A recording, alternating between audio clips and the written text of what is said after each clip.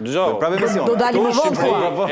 Këtu në Shqipëri, do më thonë, është duke ndodhë diçka që në Kosovë ka ndodhë para një 10 viteve, ka kohë nuk ndodhë më, që ambasadorët mendojnë që këtu është një banana republik, mund flasin që atë dojnë, mund me da fetfa që atë dojnë. Basë është?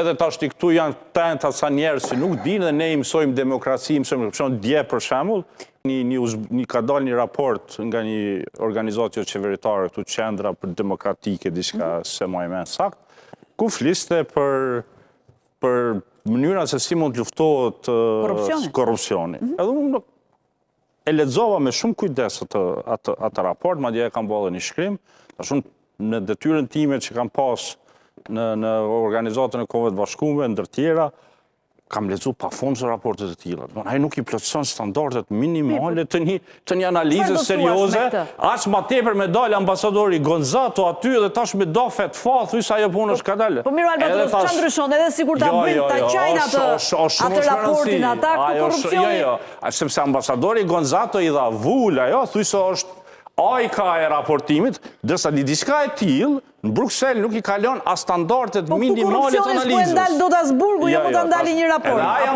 Në Kosovë ka ndodhur kundërta dhe kjo e merita Albin Kurtit, i kemi ndihmuar gjithë nga pak përfshirë mu. Sot ambasadorët në Kosovë menohen 2 herë para se me dhoni deklaratë. 2 herë menohen para se me dhoni deklaratë.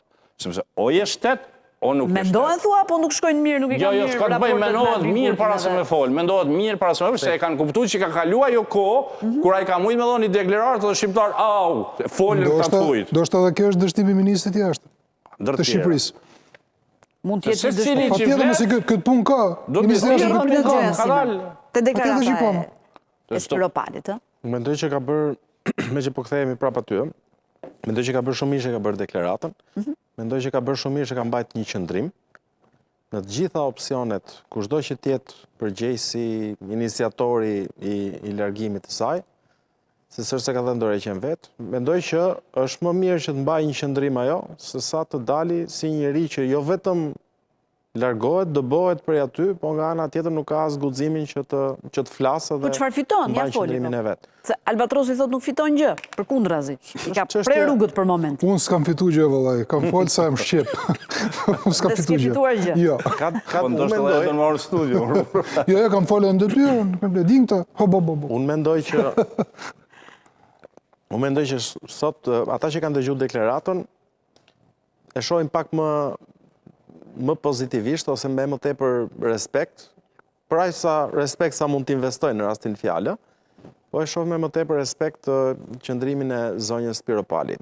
Sepse stereotipi që kemi ne për zyrtarin socialist është ai dikujt i cili i thur lavde peqe lepe komandantit. Mirë, dhe Eliza vet nuk është se si ka thurur lavde. Patjetër. Prandaj po them. Dhe në fund, atëre kur komandanti vendos të heqë qafe, dali njësoj si Beqir Balluku e këta tjerët që thoni pasaj partia jonë na e bën, shumë mirë që na e bën, dhe troj partia tjerë. Elisa vendosi që mos thot këto gjëra. Do më kështu që mendoj që ka pikpamja vetë për profilin e vetë ka bërë mirë.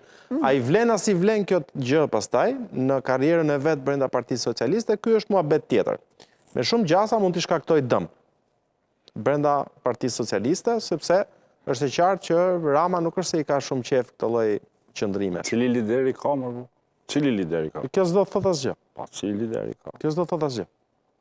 Jo, shko në Europë, do shikosh që ka njerëz brenda partive cilët kundërshtojnë liderët dhe pranojnë, janë aty, vazhdojnë, kanë polet e veta, fraksionet e veta, debatet e veta me liderët. Po, para ta kanë sistem tjetër elektoral ku kandidati del nga njerëzit që votojnë. Në shtetë SHBA, kandidati del nga votues të zonës, dhe aty luftohet, mund të rivali i liderit partisë. Ja, do ta jap fjalën. Thjesht për të një lajm të fundit që opozita e ka braktisur parlamentin, pas asaj që ka ndodhur me Albana Vokshin. Është e drejtë, legjitime.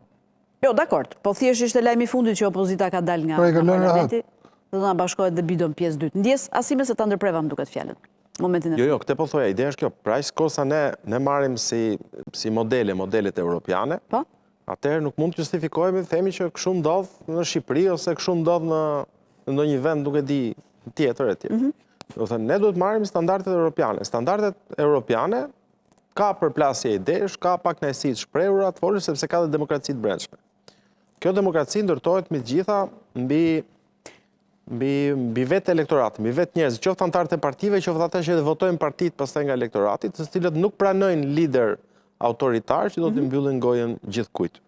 Kështu që prandaj ekziston dhe debati i brendshëm. Shqipëria ka një tjetër model fatkeqësisht dhe është mirë që këtë modelin ku kryetari mund të bëjë gjithçka me ty, edhe ti flet kundër kryetarit ose del kundër qëndrimit kryetarit vetëm kur pastaj del komplet kur je jashtëloje. Okej, kur je jashtëloje. Okej, sepse nuk është jashtëloje ende Elisa Spirpari, është deputete, edhe gjithsesi mendon që në zgjedhjet e ardhshme mund të jetë prap deputete, ndoshta mund të kthehet prap në qeveri.